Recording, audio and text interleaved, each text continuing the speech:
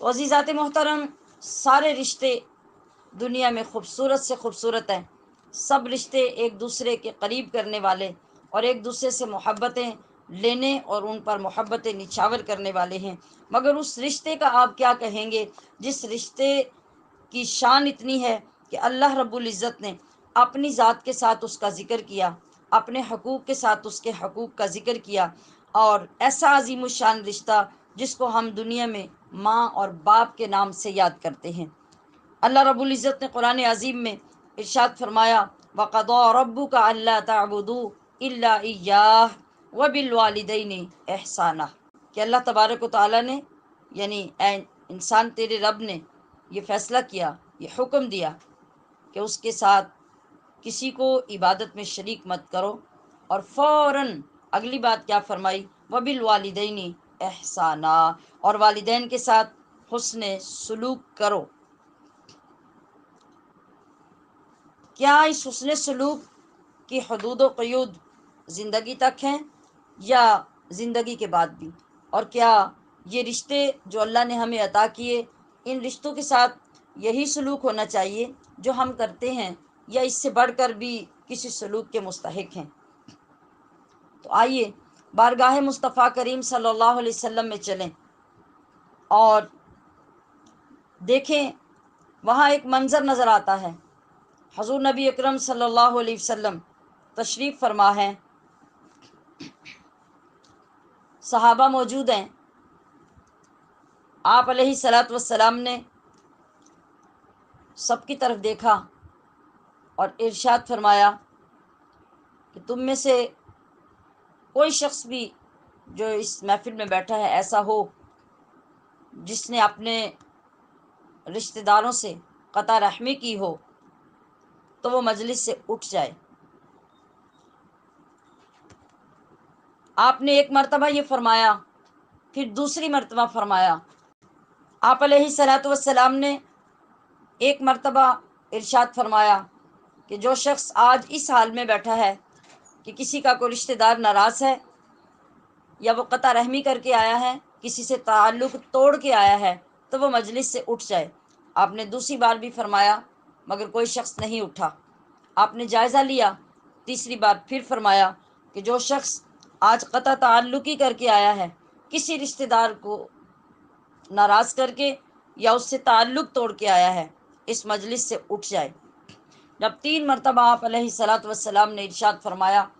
تو ایک آدمی وہاں سے اٹھا اور فوراً باہر نکل گیا۔ کچھ دیر گزری، ابھی محفل برخاست نہیں ہوئی کہ وہ شخص واپس آ گیا۔ جب واپس آیا، اب نبی علیہ الصلاۃ والسلام نے ارشاد فرمایا کہ تم پیچھے پہلے والی جگہ پہ مت جاؤ بلکہ میرے قریب آ کے بیٹھو۔ وہ شخص جب آقا دو عالم علیہ الصلاۃ والسلام کے قدموں میں بیٹھا تو آپ نے ارشاد فرمایا کہ تمہارے ساتھ کیا مسئلہ ہوا، مجھے بیان کرو، جو معاملہ ہوا، جو واقعہ ہوا وہ بیان کرو۔ اس شخص نے عرض کی، یا رسول اللہ، میری خالہ کے گھر میں میری ایک رشتہ داری قائم ہوئی، وجوہات پیدا ہوتی گئیں اور وہ رشتہ نبھ نہ سکا۔ میری اور میری خالہ کی لڑائی ہو گئی اور لڑائی اس حد تک بڑھ گئی کہ میں نے غصے میں آ کر خالہ سے کہہ دیا کہ میرا اور تمہارا آج کے بعد کوئی تعلق نہیں، میرے گھر سے فوراً نکل جاؤ، اور میں نے خالہ کو گھر سے نکال دیا اور وہ روتی ہوئی میرے گھر سے چلی گئی۔ آپ نے جب بار بار یہ ارشاد فرمایا تو میں اٹھا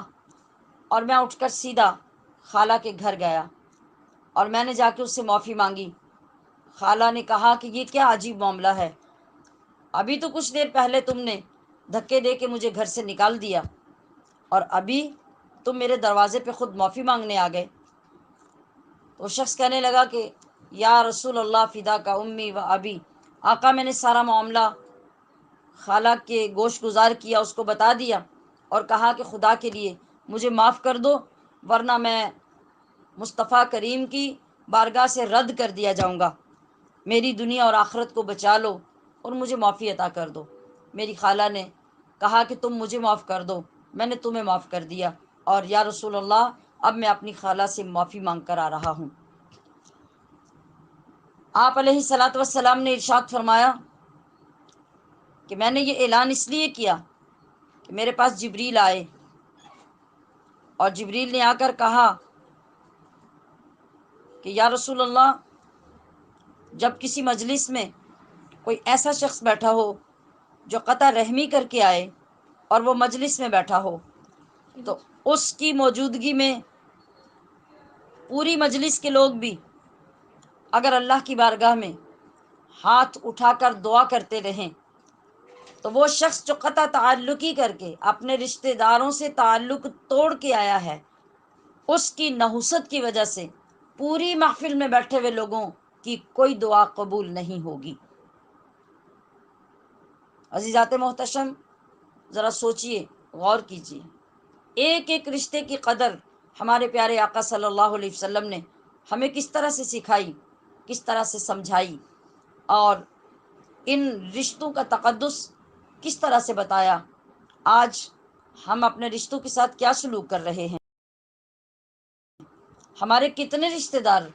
زندگی میں ہم سے راضی اور ہم ان سے راضی ہوتے ہیں، لیکن المیہ یہ ہے کہ جس وقت یہ سارے رشتے ہم سے بچھڑ جاتے ہیں، چھوٹ جاتے ہیں، تو پھر ہم ایک ایک رشتے کا نام لے لے کر اس کو پکار پکار کر پھر ہم روتے ہیں، دنیا کو سناتے ہیں، دکھاتے ہیں، مگر